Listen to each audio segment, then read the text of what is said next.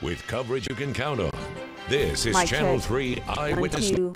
I wish I had a rap for you.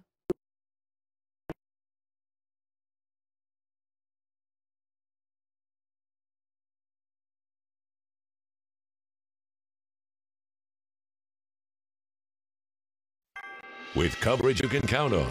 This is Channel 3 Eyewitness News at 6. Good evening, I'm Cameron Taylor, and thank you for joining us tonight. A blast of winter weather slammed parts of the Channel 3 viewing area. Now you're taking a look at video of Whitfield County. You can see snow flurries blanketing both lower and higher elevations. Channel 3's Tim Fan kept us informed on Eyewitness News Weekend today. He tells us how officials work to keep the roads safe. It may look like a winter wonderland in northwest Georgia, but the roads have been slick and wet. Tonight, the snow has stopped, but the shift has focused now to icy conditions. Dalton Public Works and Whitfield County EMA say they were prepared for this. They've watched the forecast for the last 24 hours to get updates on the current conditions. Officials tell me they have been in activation mode, on standby to prepare and respond to any trouble spots for drivers. And I'll just watch the bridges and overpasses and stuff. I think it'll be fine.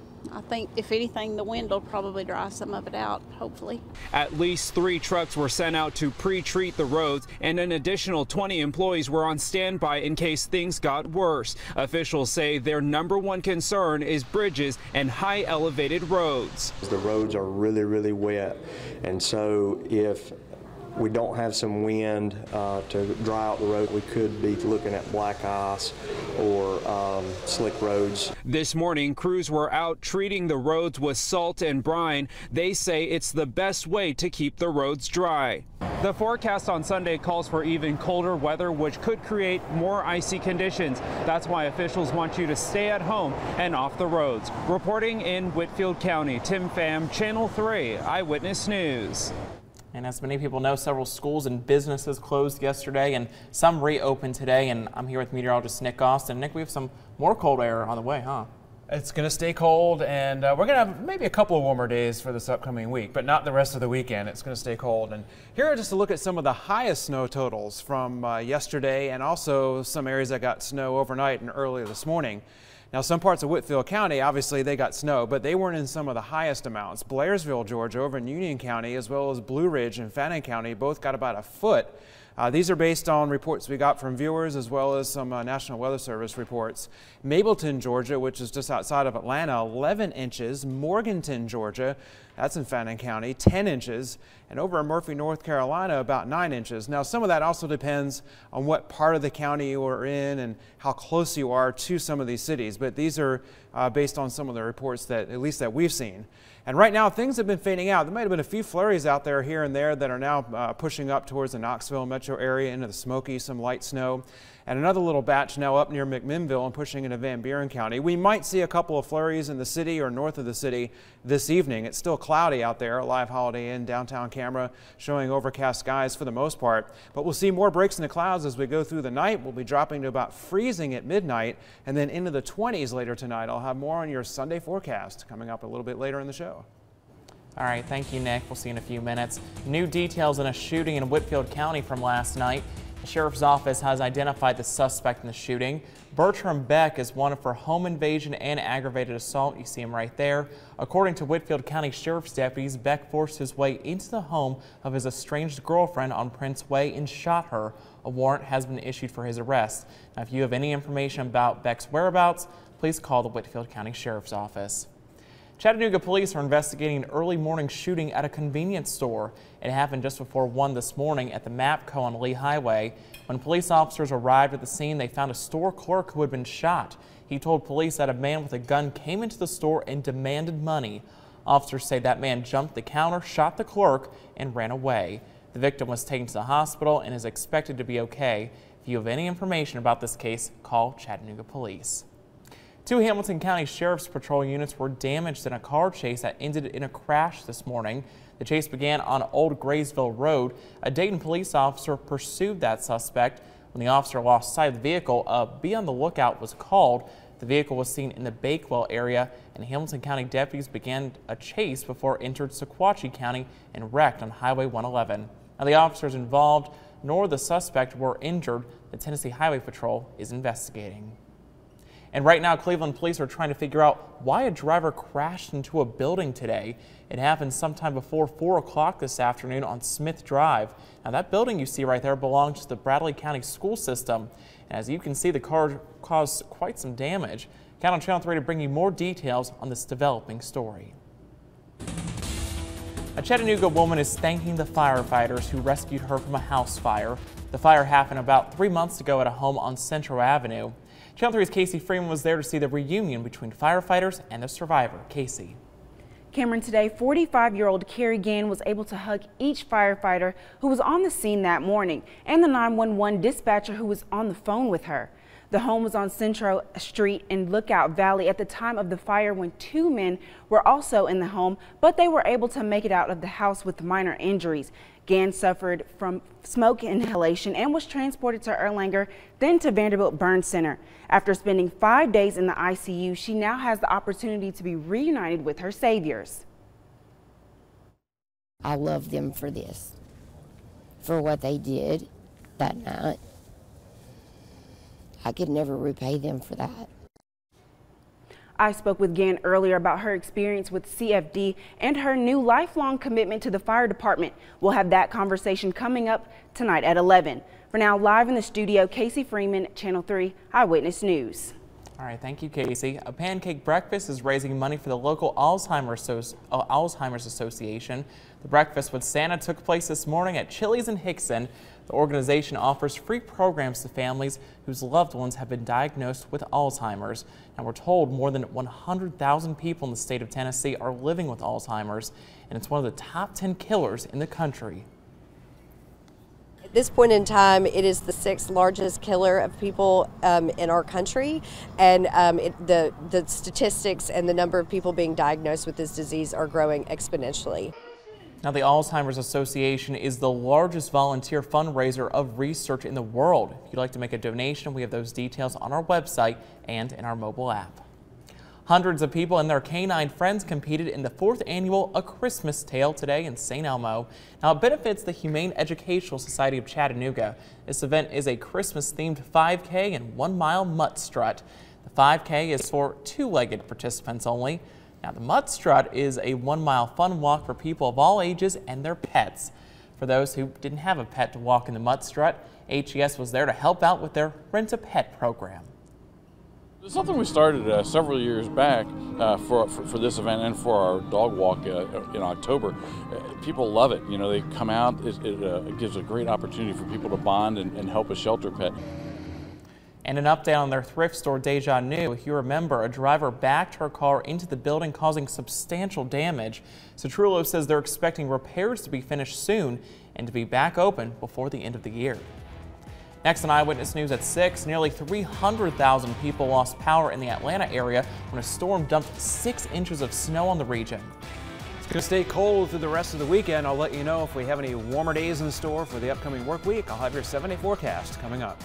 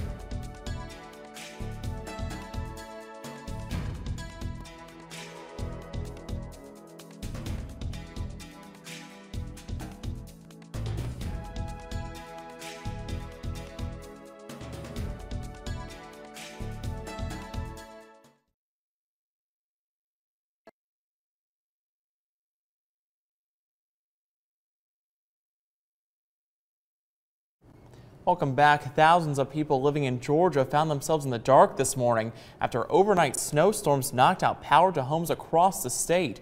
Utility workers had a huge task on their hands as they tried to restore power to an estimated 278,000 customers in North and West Georgia.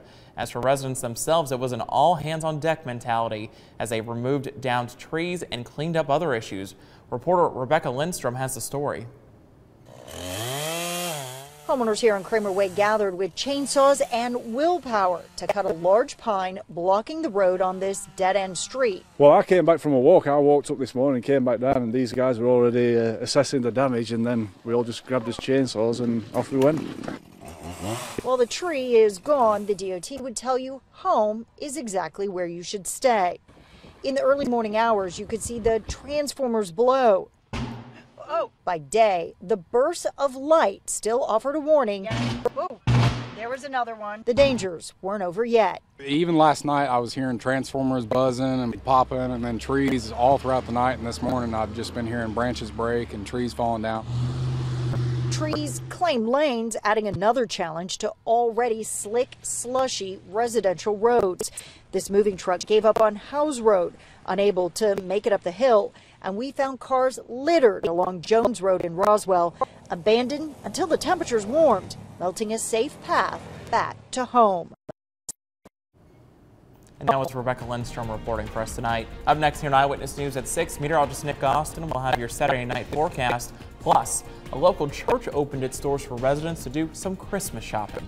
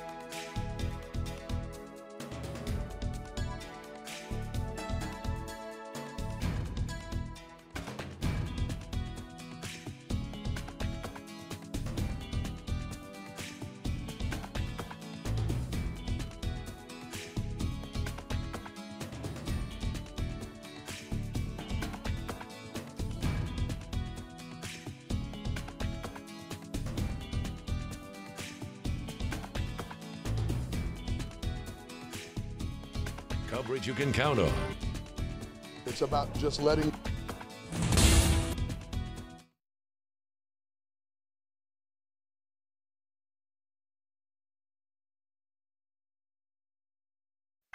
With coverage you can count on. This is Channel 3 Eyewitness News at 6. Christmas came early today for hundreds of Chattanooga families. Redemption to the Nations Church hosted its 5th annual Christmas Share event. Channel 3's Caitlin Chastain was there as families shopped for Christmas.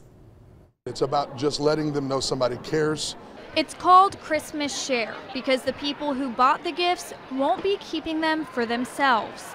Thank you. Lopez and her daughter are making their rounds through the tables of toys, everything from baby dolls to electronics. Lopez speaks Spanish, so a translator helped us talk. I asked her about her experience and why she was here. We came to get some gifts for Christmas season for our children. Lopez is shopping for her daughter and 2 sons. The shopping cart. At Christmas Share, no shopper pays a penny. The toys are all donated. These gifts will go under the Christmas tree. Lopez says because of Christmas Share, the tree will be full this year. It's a great helping and it really helps out during this season. Lopez isn't alone. The event will help more than 1,500 kids and more than 300 volunteers make it all possible. They say that's what it's all about. Some of them have fallen on really hard times, and so when they come in, we're greeting them with a smile and hot chocolate and candy canes and free gifts, and it's about sharing the love of God, really. As the presents are packed and carried out, Lopez can't help but feel grateful. It helps us to be united and come together. In Chattanooga, Caitlin Chastain, Channel 3 Eyewitness News. The church raises money in the weeks leading up to the event to buy the toys. The local Toys R Us helps out also by giving the church 15% off toys. Now let's check back in with meteorologist Nick Austin for a look at the winter weather forecast. And Nick, what are we seeing tonight? Well, the clouds will eventually be leaving. We could see maybe a few flurries north of the city. Not much happening right now. It's a nice night. Although it is cloudy, it's hard to tell from this live shot here from up on the ridge, but we do have some cloudy skies. Few breaks in the clouds here and there. We'll get more of those later tonight, though, as some drier air finally moves back into the area. We had a nice morning, and then it got cloudy throughout the afternoon. Another cold front is approaching. It's all we need, right? For those of you who hate the cold weather, that's going to bring us some more winter-like temperatures for the weekend and even into parts of next week. 35 right now in Nashville. We're in the low 40s right here in Chattanooga. But 30s even down in Atlanta, where they've been socked in with clouds most of the day there. And some parts of North Georgia had more snow early this morning. 41 right now in the city, 41 Cleveland. It's in the 30s north of us and off in the east too. 37 in Athens. It's 32 in Murphy, 31 Altamont. And boy, the winds are up there. They're gusting at 21 miles an hour right now here in the city out of the west-northwest. So it's making it feel like it's in the 30s. The wind chill is 34 here in the city. Up on the plateau in Altamont, the wind chills are in the 20s, as well as from Blue Ridge up to Murphy. So some really cold air. There's a real bite to the air out there. You're going to need to dress warmly as you head out this evening. The winds won't really die down until late evening and during the overnight hours. So until then, there's going to be a wind chill out there. A lot of cloudy skies. Up along the spine of the Appalachians, there's still some light snow and rain falling depending on elevation, and maybe a few flurries in parts of Bledsoe County and over towards Fall Creek Falls. That's all moving to the south and east. So north of the city this evening, there might be a few snow flurries flying around, but nothing that's going to stick to the ground necessarily. But behind all this is a cold front and drier air, and also another reinforcing high pressure system with colder air behind it, which means it's not going to warm up very much through the weekend, even for daytime highs. There are the light northerly winds coming behind that front, just reinforcing that cold air, but at least it'll clear off later tonight, and we'll see plenty of sunshine tomorrow too, maybe just a few patchy clouds here and there for Sunday afternoon and into Sunday evening. But late in the day tomorrow, we get a little more of a southerly wind, so that'll help keep temperatures in check a little bit. It's still going to be pretty cold though through the weekend. But we could have at least a couple of days next week where the temperatures will top at above 50 degrees here in the city. So that'll feel a little bit nicer. But officially no precipitation at the airport today, and the high was only 43 degrees. That's 10 degrees below normal. So even for this time of the year, it's really chilly out there. 30 was the low this morning. That's below normal too. 43 Chatsworth the high today, only 30 for the high on Fort Mountain. Our skywatcher Floyd there had a snow total of 7 inches for yesterday and early this morning. That was one of the highest from our skywatchers. 40 down in Calhoun for the high. Blue Ridge only hit 35, while East Ridge hit 47. Lakesite and Soddy Daisy in the mid-40s today. Trenton, Georgia around 42. 39 Delano. Out in Turtletown it was only 38. Murphy just 41, and up in Colmont, Danny only had a high of 35. A real cold day up there on the plateau too. So the rest of tonight we'll see gradual clearing. Late night low about 25. Winds will become light late tonight after skies clear off. So it's going to be pretty cold out there. Really need to bundle up as you head out this evening. Sun and clouds tomorrow, only 44, a chilly day. And then 28 tomorrow night with mostly clear skies. Your 7-day forecast looks like we'll crack 50 degrees on Monday, about 53 in the city with lots of sunshine.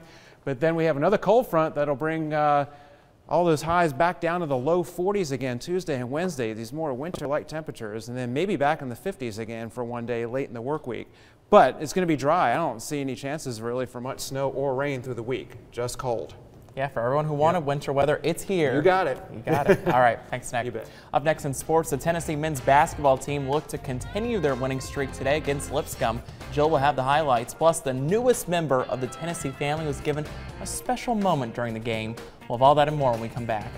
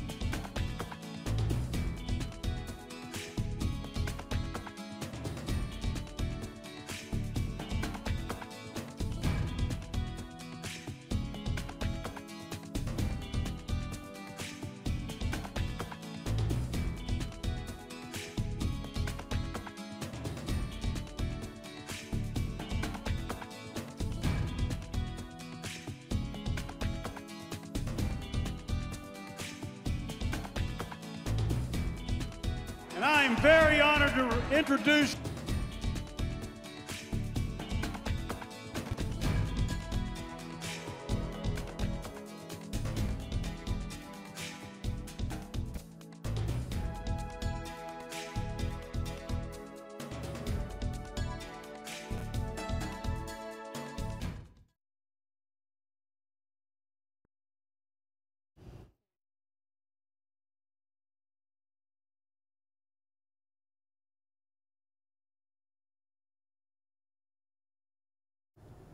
Happy Saturday, everybody. Welcome into sports. It didn't take Philip Fulmer very long to find the man to lead the next era of Vols football, and it didn't take very long for Tennessee fans to warm up to him.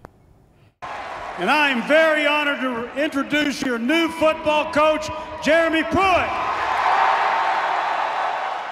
Earlier today, during a media timeout at the men's basketball game, Fulmer introduced Coach Pruitt to a packed house in Thompson Bowling Arena. And as you heard, he was immediately greeted with thunderous applause. Pruitt went on to say he chose Tennessee because of the passion of the fans and the rich tradition. He also reminded fans that it is recruiting season and to reach out wherever they can. Now, as far as how the actual basketball game went, the 24th ranked Volunteers extended their winning streak to now 4 in a row thanks to today's double-digit win over Lipscomb. Grant Williams led the way for UT, dropping 19 points. The Vols were up 40-27 at halftime, but Lipscomb never stopped fighting and would bring it within 3 in the second half. And that's when Williams went on to score 15 of his 19 points, helping fuel UT's offense, which shot 42% from the field. The Vols have also scored 20 or more bench points in each of their games this season, including 30 in today's win. Tennessee will now have a little time off before hosting the 10th-ranked Carolina Tar Heels in an already sold-out game December 17th. Sticking on the hardwood, both the UTC men's and women's basketball teams will hit the court tomorrow for a doubleheader. First up, the men tip off against UNC Charlotte at 1 p.m. and then immediately following that game, the women take the floor and will host Virginia Tech. The Lady Mocs right now are riding a 6-game winning streak, hoping to improve to 7-3. Meanwhile, the men can get back to 500 with a win tomorrow. Again, it's a doubleheader inside McKenzie Arena, tip-off at 1 p.m. With the college football playoffs a little less than a month away, all 4 head coaches met with the media this week to get their first round of interviews out of the way. Both Georgia head coach Kirby Smart and Oklahoma head coach Lincoln Riley were assistants the last time they played in the playoffs, which makes a big difference when it comes to playing on the biggest stage. It's a big benefit having been through it because you know the scheduling aspects, you know the travel aspects, you know the dynamic talking to the team of, it's not your typical bowl game. We're not going to ride rides and do that kind of thing. That's not the purpose of this trip. And I don't think you get that perspective if you haven't been through it. Oklahoma and Georgia will go head-to-head January 1st in the Rose Bowl. After that game, 4th-ranked Alabama and top-ranked Clemson will compete in the Sugar Bowl. Alabama's last game was, well, against Auburn when the Crimson Tide lost for the first and only time this season. It wasn't known until the final reveal whether or not Alabama would make it in this year. Now the Tide will be making its 4th straight playoff appearance. I was a little disappointed in the way we finished the season. Great lesson to be learned in all that. When you have a chance to control your own destiny and you don't, you put your fate in the hands of somebody else. And we feel very fortunate to have the opportunity to be in the Sugar Bowl to play Clemson. Well, tonight is a very big night in the college football world. The most outstanding player this season will be named the 2017 Heisman Trophy winner. The only question is, who's it going to be? The 3 finalists are Oklahoma quarterback Baker Mayfield, Louisville quarterback and last year's Heisman Trophy winner Lamar Jackson, and Stanford running back Bryce Love. It can only be one. The presentation begins at 8 p.m. Eastern on ESPN. And how about we end the sports with a little Christmas spirit? Listen to this. Earlier this week, the Tennessee Titans partnered with Academy Sports and Outdoors to help make the holiday season a little brighter for some kids. They hosted an event with the YMCA of Middle Tennessee and brought in 100 kids to the Titans practice facility and surprised them all with brand new bikes. How cool is that? Yeah, I think this is the second year they've done this, and obviously it's a really big hit with the kids. Yeah, they seem really excited about it. Yeah. So good stuff right there. All right. Like a brand new bike for Christmas. Oh, man. Yeah. All right, for tonight, what are we looking at? Not much in the way of snow, so I think some people are probably happy to hear that. Yep. Might be a few flurries north of the city this evening, but other than that, the clouds will be thinning out later this evening and overnight. Right now it's 41. We'll be dropping to about freezing at midnight, and then into the 20s late tonight, 25 in the city. It's going to be cold and breezy this evening. Wind chill is going to be a major factor this evening. 44 tomorrow, and then we might crack 50 on Monday. How about that? Okay, bundle up for tonight. Thanks, Nick. All right, one pooch in San Juan, New Mexico is learning if you do the crime, then you got to do the time. Take a look right here. Josie was taken into custody after she was accused of attacking a beloved elf. Yeah. Some pet shaming. Yeah, her owner says he and his family woke up one morning and found the elf headless and in pieces. After conducting a full investigation, they found bits of stuffing next to Josie's doggy door. She was taken into custody for the horrific holiday attack. And those are the pictures of shame right there. Poor pooch. So sad. Yeah, you got to do the time though. All right, that's it for us. We'll see you right back here at 11.